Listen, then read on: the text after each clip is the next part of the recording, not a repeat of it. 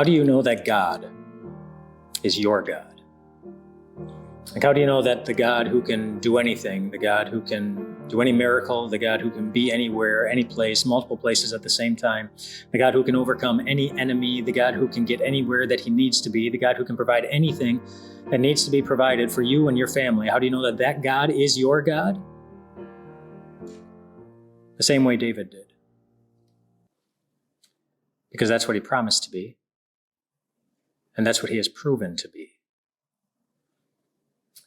In Psalm 31, David says, in verse 14, he says, "Yet I will trust in you, my God, because you are my God." And how did David know? If you watched yesterday's video, then you know that David was going through a whole wide range of very, very difficult emotions. Life was really, really hard for him. So he needed a God. He needed a God, somebody who could do things for David that David could not do for David. And then he flips the script. Instead of focusing on the things that were making his life difficult, he focused on his God. And he said with complete confidence, he said, "I trust in you. You are my God." And how did he know that? Because God is who God promised to be for David, and God is who God was proven to be for David. And David himself said that when King Saul was saying to David, when David said, "I'm going to take on the giant, I'm going to take on Goliath," Saul said, "You can't do that. You're just a little boy." And David said, I don't disagree with you, but God was with me when I protected my sheep from the bear and from the lion. And God was with me, and he'll be with me again, because that's what God has promised to be. And then David stepped up just as confidently as he stepped up against the bear and the lion. He stepped up to the giant, and God was proven to be his God again.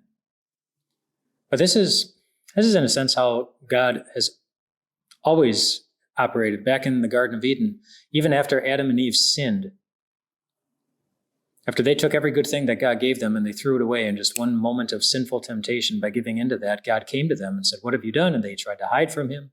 They were afraid. They were terrified. They thought God was going to punish them. But instead, God made a promise to them. He wasn't just going to be their God. He was going to be the God who saved them.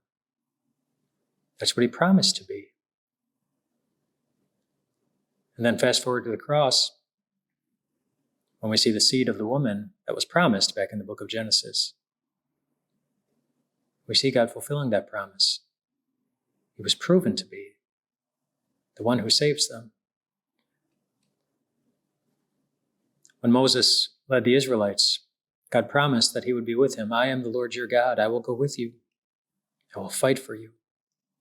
That's what he promised. And as Moses and the Israelites were standing safely on the other side of the Red Sea, that's who God had proven to be. When Joshua led the Israelites up to the walls of Jericho, God promised to be the God who was going to save them. Fast forward to the last time they marched around the city, without having to say a word, God was proven to be the God who saved them. Jesus promised his disciples, "Surely I am with you always." Always. That's what he promised them. Before they went out and started churches, before they went out and did missionary work, before they really started spreading the gospel worldwide. And that was going to be a really large task for those 11 apostles that Jesus was giving that promise to. But the proof that he was their God?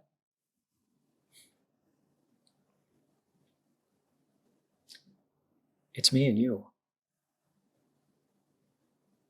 We've heard the gospel. We've learned about Jesus. Somebody taught us about his love. Somebody shared with us his wonderful promises. And here you are.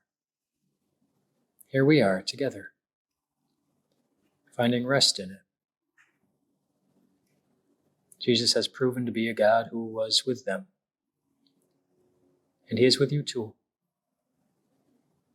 And in some ways, throughout your life, I'm sure you have seen God fulfill his promise, taking care of you and providing for all that you need and providing things in your life you didn't even know that you would ever desire. But in some ways, I bet you're still waiting for him to fulfill a promise. Your heart might be heavy. It might be empty. Your mind might be filled with worry or anxiety. But then just remember that the God who has promised to be there for you in all things, one day he will finally be proven to be the God who rescues you definitively from everything, even all those things. Jesus gave a little preview of that on Sunday morning, the Sunday after his crucifixion. If you go back to the Thursday of that week, Jesus stood in front of his disciples and he said, "Peace I leave with you. My peace I give you."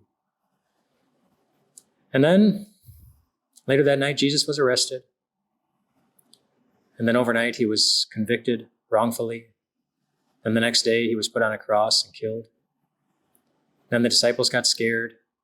They locked themselves in an upper room. They had heard rumors that Jesus had risen from the dead, but nobody had seen him with their eyes. But Sunday night in that room, Jesus appeared to them, not dead, fully alive, and the first word out of his mouth was the word peace. The peace that he had promised them on Thursday. On Sunday night, he had proven his ability to give it to them. The peace of sins having been forgiven, and the peace of knowing that our God can't be stopped by anything. Not sadness, not death, not sickness, not sorrow, nothing. That's your God.